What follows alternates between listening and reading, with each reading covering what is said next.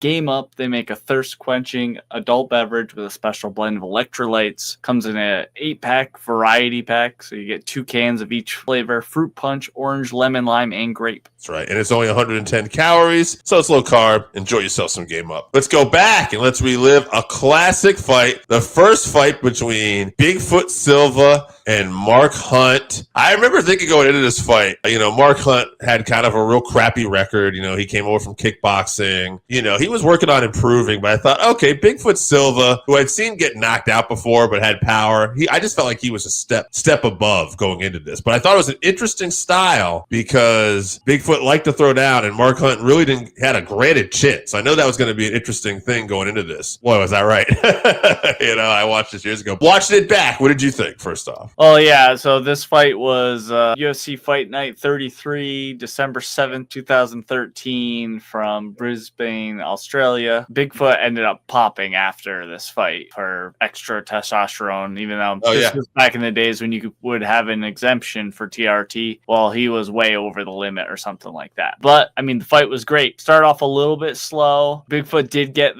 he got one knockdown in the first round, but he failed a few takedown attempts, and Hunt was just having a really hard time getting inside of his range. And then in round 2, Bigfoot was throwing a lot of kicks and stuff. He definitely did not want Mark to get inside and land the big heavy shots, and Hunt stayed patient, was trying to work his way inside. Eventually, in the middle of the round, he gets inside, lands a good shot to wobble him. But at the end of the second round, Bigfoot lands a calf kick, which this is before the time of calf kicks, really. Benson Henderson was the only one throwing calf kicks at this time. He lands a calf kick, and, we see it now almost every weekend with fights, but Hunt got a dead leg, basically. Had to switch stances and everything. Not really comfortable fighting out of a southpaw, but I did notice that. I was like, oh, this was one of those very early calf kicks that dead in the leg. This is Joe Rogan would preach to it all the time. Right, which also Rogan was on this fight card. It was John Anik and Kenny Florian. Yeah, throwback combo. I liked hearing those guys again. Round 3, unlikely,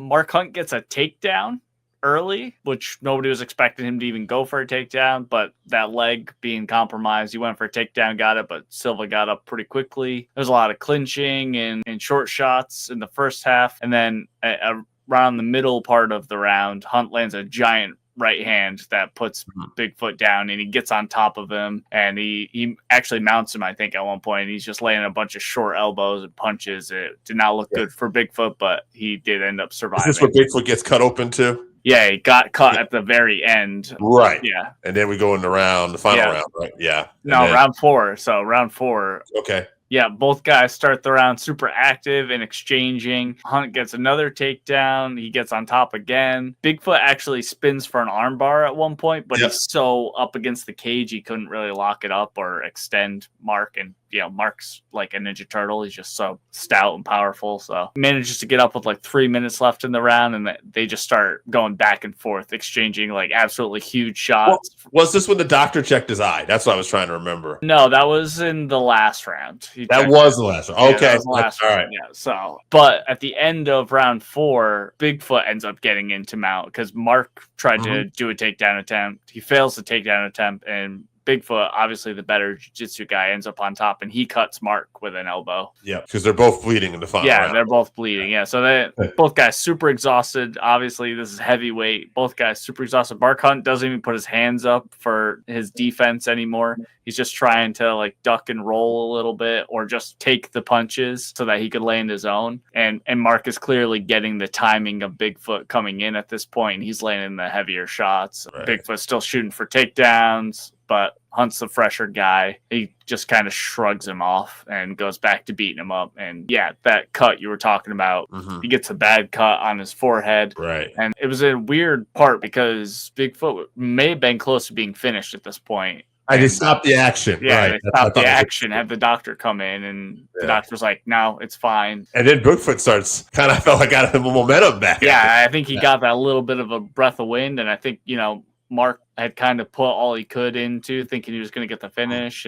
But fight ends, both guys are completely spent and covered in blood, and it ends up being a majority draw. Mark Hunt did win on one card, but it ended up being a majority draw from the other two. Yeah, and an interesting note too coming into this fight, I just wanted to point out, because I didn't actually take this down as my notes originally today. Bigfoot Silva was coming off a loss to Cain Velasquez, but before that, he had actually had one of his biggest wins of his career. He knocked out Alistair Overeem, which very impressive. Yeah, and I had sent it to a friend of ours, and I had forgotten because Alistair Overeem came in that fight super arrogant and really, really just looked down upon him, and he fought so nonchalantly, chin up in the air, hands down. Like Rockhold and really Bisping. Wanted him to get knocked out at that point, the way he was acting. And Bigfoot just went. I remember I jumped up in the air, and I think I yelled, "Suck it!" And we were fans.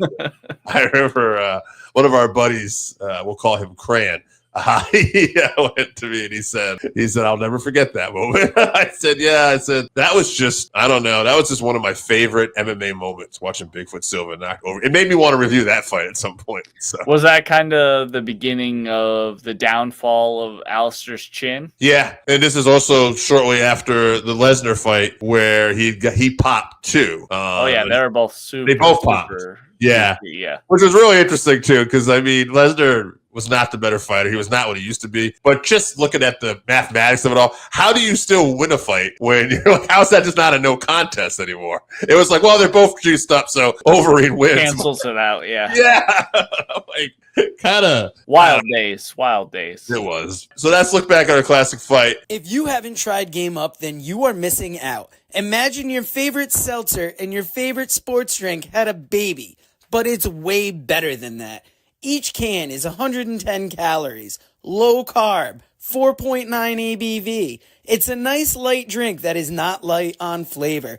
Game Up comes in fruit punch, orange, lemon, lime, and grape. Pick it up at drinkgameup.com or at your nearest liquor store.